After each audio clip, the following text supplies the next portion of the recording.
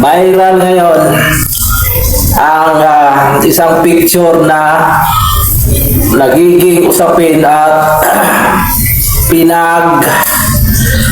tatawanan, nilalait, kinuputya, iniinsulto, at lahat ng mga masasakit na mga sinasabi ng mga kritiko, lalong-lalo na sa mga loyalista ni BBM. Itong picture na ito ni BP Sara na bumisita siya doon sa may namatayan sa Lindol. Ewan ko kung saan ito na area. Siguro doon sa pinaka talaga na maraming damage na mayroong namatayan sa Jinsan. So ito yan. Yan ay ginawa nila ng content at nilagyan ng caption na napakakapal daw ng mukha, agagapal ng mukha ng taong ito na bumisita pa sa Buron at nagpa-picture daw. Ito ay pinabulanan ng isang content creator na matanda. So mamaya ating alamin kung sino itong nagpapakalat ng isang matatawag na fake news. So fake news ito. At dito siya nabubuhay itong matanda na to. Nagiging viral itong matanda na to dahil isa ito sa numero 1 kritiko ni BP Sara. At lahat ng topic niya kay BP Sara. So yan. Wala rin pinagkaiba sa pinaglalaban natin. So ganun. Pero mas malala kasi sa kanila dahil hindi nila sinusuri, hindi sila nasisiyasat, hindi nila inaalam. Ang ginagawa lang nila judgmental or exaggerated na gawain ng isang chismoso o chismosa na tao. So ayan, gawang mga walang alam, kundi matatawag mong sandamukal na tangat bubuk-ubok na mangmang na tao. So mamaya, alamin natin kung sino napapakalat nito. So ito ngayon, ipapaliwanag natin kung bakit mayroong nakuha ng sinasabi nilang photo ops daw. Yan. Nakikita mo na nakikidalamhati si Ma'am Sara Duterte o bumisita siya doon mismo sa namatayan at nakaharap siya sa kabaong sa nasasabing namatay dahil sa lindol. So ayan. Tapos ginagawa-gawa ng mga caption ng mga walang ewan ko, ang klase mga tao ito. Tapos makikita mo sa comment section na ito, doon sa Kumsik, doon nag-iipon-ipon ang lahat ng mga chismusang mga loyalistang ugok. Doon sila lahat, mga trolls na halo-halo na. Yan. So masasabi ko sa ganitong nakikita nilang picture photo ops daw. Alam nyo, ganito makinig kayo mga loyalistang mga bubok at sa lahat ng mga taong sinasabi nilang wala daw nagagawa si BP Sara. Alam niyo bawat bisita ni BP Sara, kahit walang trahedya, bumibisita yan. Bakit?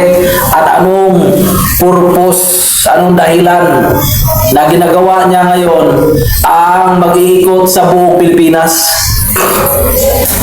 Makinig kayo, ganito lang yan para malaman ninyo kung ano ang dahilan. Ipinapakita ni BP Sara ang katapatan niya sa serbisyo at hindi niya hangad na siya huhusgahan lang ng mga politikong mga galit sa kapangyarihan. Ang mga tao mismo ang gusto niyang maghusga kung meron pa bang nagtitiwala sa kanya, kung welcome pa ba siya sa mga kahit saan-saang sulok dito sa Pilipinas. So ayan, malinaw, di ba? Na nakikita natin nga bumibisita si Ma'am Sara kahit saang sulok sa Pilipinas. Hindi magkamayaw ang mga tao, naghihiyawan, para sila nakakita ng celebrity. So ganyan, hindi lang siya popular, talagang hindi mo masasabing nagpapanggap lang ang mga tao na sinasabing, mga bayad yan. So sa mga taong ayaw, ganun talaga ang isipin. Pero hindi talaga mapagpakakaila na gusto ng mga tao si VP Sara Duterte. So ayan. At pangalawang dahilan, dati pa na hindi pa siya nagiging vice presidente, yan na ang kanyang gawain at serbisyo sa kanyang baluarte sa Davao. Yan. Hindi nyo makukuha ang loob ng isang public servant na totoo dahil ang tinitingnan nyo lang kung paano mamigay ng ayuda. Yun lang nakasintro ang mata ninyo kung paano mamigay ng ayuda. Yan. Ito lang masasabi ko sa inyo. Hindi solusyon ang ayuda na tatawagin na long-term solusyon. Kapang matagalan o habang buhay na solusyon na magagamit para sa mga tao at mapapakinabangan habang buhay, hindi panandalian o temporary lang. Pag-isip kayo, mga bugok na loyalista. Kung nakikita ninyo ngayon na nakikiramay si VP Sara Duterte sa namatayan, tapos sasabihin ninyo plastic, wala yan, nagkukunwari lang yan kasi ganyan-ganyan, namumulitika. Wala talaga kayong mga kwintang tao. Masasabi ko, sana kayo ang mamatayan. At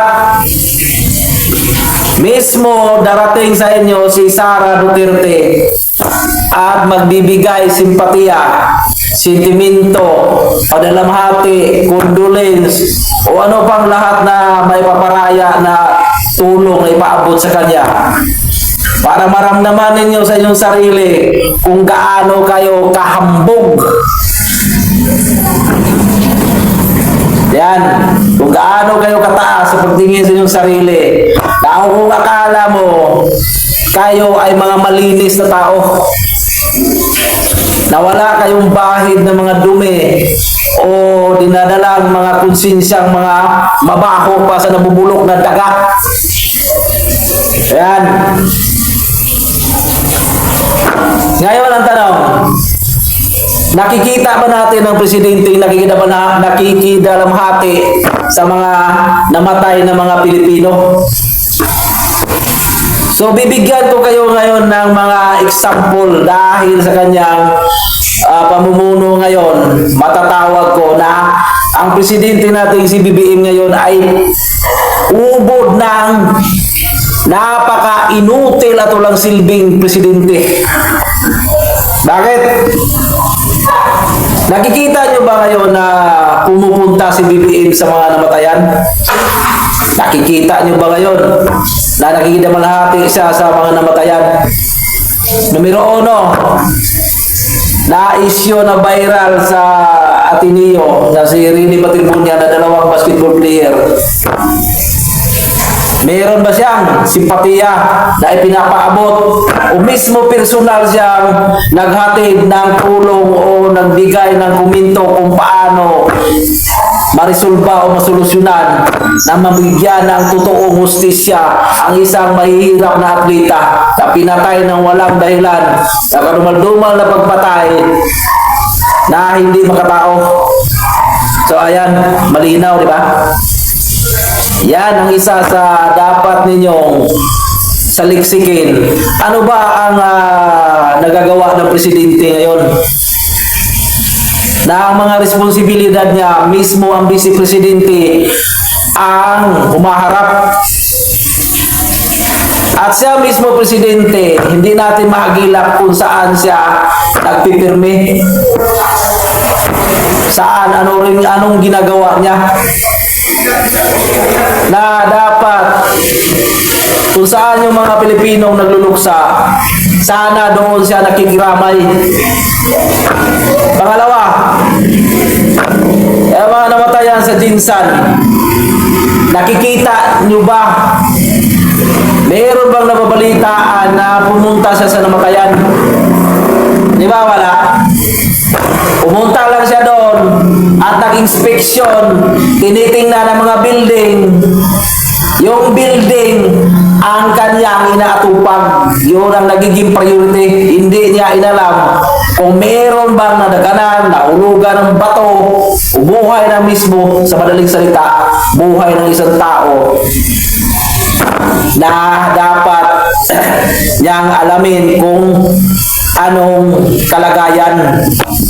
Di ba wala? Malinaw, di ba? Ang daming mga media na kasunod, ang daming mga sinasabing mga content creator na maraming nagbibideo, pero wala silang nakita na nakikiramay si BBM o nagbibigay simpatiya, condolence sa mga namatayan. At ito ang pinakalitis sa lahat, na wala siyang sentimento o anong mabibigay niya na solusyon o utos na amindahan ang ginagawang karumal-dumal na pamamaril ngayon ng dalawang minority de edad sa Tacloban na nakapatay ng 3 kapwa niya estudyante at mga na-injure o nasugatan na 7 estudyante. Ngayon, matanong ko kayo mga loyalista, kakampuin at dilawang demonyong tae. Nasaan ang presidenteng puo ninyo? Tama lang ang sinasabi ni Ma'am Lini Robredo. Si BBM hindi maasahan pagdating ng sakuna, pagdating ng problema. Siya ay sinungaling at hindi mo siya mahagilap o makikita panahon ng krisis at problema sa bansang Pilipinas. Yan ay pinatutungkulan ni Lini Robredo. At hindi nyo yan mababali dahil yan ang kanyang sinasabi doon sa nangyayaring interview. Kung ano ang nakikita niyang mentalidad ng isang BBM. So yan. Wala na ko pakialam kung mga kain suka, tae kayo, mga ulol kayo, mga asong ulol kayo. Yan. Ngayon, balik tayo sa sinasabi nilang makapal na ang mukha. Umaasa pa daw mananalo siya na maging presidente. Kayong mga taong ayaw kay Vice Presidente, ang masasabi ko lang ganitong mensahe. Pag siya magiging presidente, war on drugs, dublado. Kaya ngayon pa lang, kayong mga ayaw tumigil sa mga ginagawa niyong illegal, bumili na kayo ng kabaong at ihanda na rin ninyo ang 1 litrong formalin. Pagdating ng mananalo na siya na i-declare siya maging presidente, inumin ninyo ang formalin at humiga na kayo sa loob ng kabaong. Yan. At pumili na rin kayo ng mga kanta ni Gary Valenciano kung ano paborito nyong kanta para sa lamay. Yan ang pagkatandaan ninyo Pero kung siya magiging presidente, libre na ang San Peter. Isyo ngayon.